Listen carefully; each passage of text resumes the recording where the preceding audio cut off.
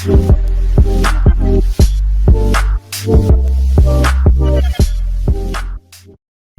guys, TheAirsoftTech here, and welcome back. Today we're going to be going over my top 3 favorite airsoft gun brands for budget builds.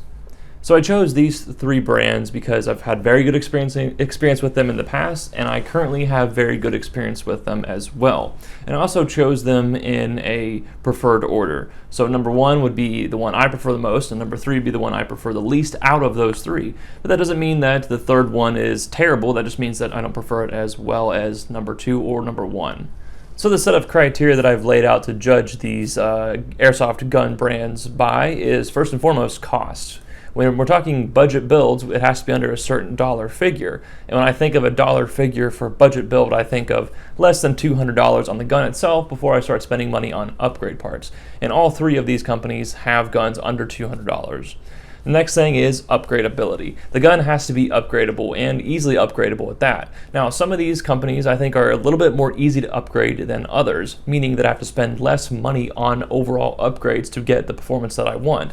Some of these guns come with, frequently 8mm gearbox shells. Others come with mostly 6mm.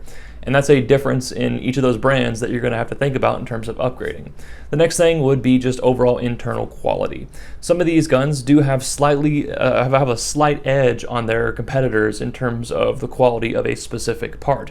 Overall, they're pretty good, but I do think that there are ones that are slightly better than others. And then the next one is obviously external quality. Now, some of these companies make plastic external guns. I really don't like plastic on my externals. I like them to be solid pieces of metal. Other companies make more solid external parts than their competitors. So those are the 3 criteria that I'm going to be using to judge these brands by. All right, so number 1 on my list is SEMA. Now, SEMA's been in the airsoft game for over 20 years at this point. They make higher end guns than they make guns on a budget, and we're going to be talking about the guns on a budget. Now, when we're talking about budget builds, like I said, that $200 figure is the one that I'm mentally working with. Their guns do tend to push that $200 limit, like right up to it, of 180, 190, 205 on your USD. And so if you're on a very strict budget, SEMA might not be the brand for you, but their internals and external quality tend to kind of be worth that price, in my opinion. Their externals tend to be metal. On the ones that are cheaper, like 160, 150, 140, you're looking at probably plastic externals. But even those are fairly decent. They're just not something that I would want or ever want for a customer build personally.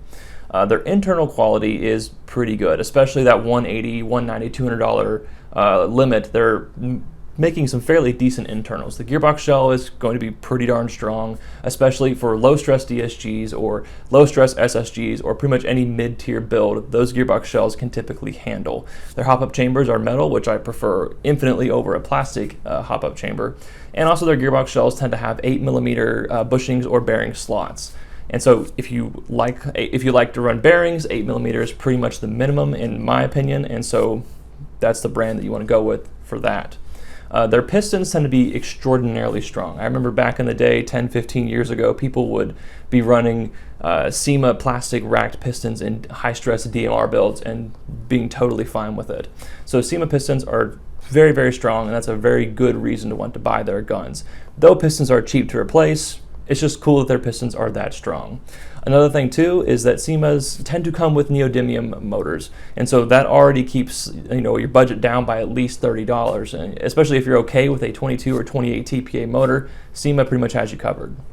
Another really good thing about SEMA, especially for under the $200 price point, is that they make really good AKs and M4s. So if you're not much of an M4 fan and much more of an AK fan, they make excellent AKs for that price as well. So it's pretty easy to give SEMA the number 1 in my book. For number 2, I have A&K. Now, A&K does a lot of really good things, but they don't do them quite as well as SEMA, which is why they earn a really strong number 2. A&K, however, does tend to be a little bit cheaper than SEMA, usually by like $5 or $10, so really not a whole lot. The external quality is pretty good, but it's not as good as SEMA. Internal quality is also pretty good, but it's just not as good as SEMA.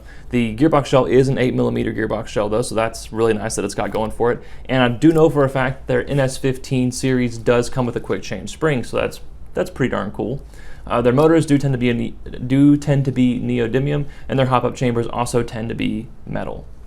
So overall, A&K is pretty darn good, but it's just, again, not quite as good as SEMA. And if you're going to spend $200 on a gun or $190 on a gun that's not as good as the $200 gun, you might as well just spend a little bit more money to get that, little bit nicer of a gun. In addition, A&K does not really make anything else other than an M4 variant for under $200. So you're pretty much stuck with M4 variants if you want to go with A&K. Number 3 on my list goes to JG. Now, if you've been airsofting for pretty much any length of time, you know JG has been one of the original Tokyo Marui cloners out there. And so they have a reputation for being fairly cheap and cutting some corners, but also getting the job done fairly well. And they are pretty decent upgrading platforms if you want to replace quite a lot of internals, but they also leave a lot to be desired in the external quality and stuff like that. So some of the good things about JG is that they do have a lot of different variants for under $200. M4s, AKs, G3s, AUGs, so you can find pretty much anything you want from JG for under $200 because they're that original Tokyo Marui cloner. However, they also tend to, like I said, cut a lot of corners, so it's not uncommon to open up a JG gearbox and see 6mm plastic bearing or 6mm plastic bushings, and a cheap motor.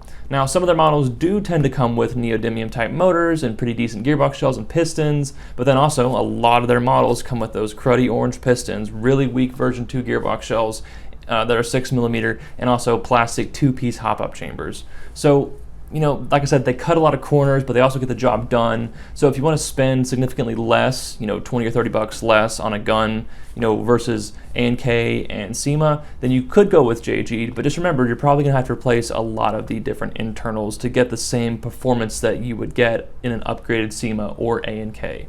All right, guys, there you have it, my top 3 airsoft gun brands for budget builds. Thank you guys for watching this video, and if you don't mind, please subscribe to my YouTube channel and like this video. It definitely helps me out a lot. And if you want to as well, please comment down below with your experience on the best airsoft gun manufacturer for budget builds. I know this is a highly opinionated topic, and so your opinion could vary greatly from mine and still be correct. But that's going to have to do it for this video, guys. I'll see you guys in the next video of whatever the heck I'm doing, but until then, stay tuned, techs.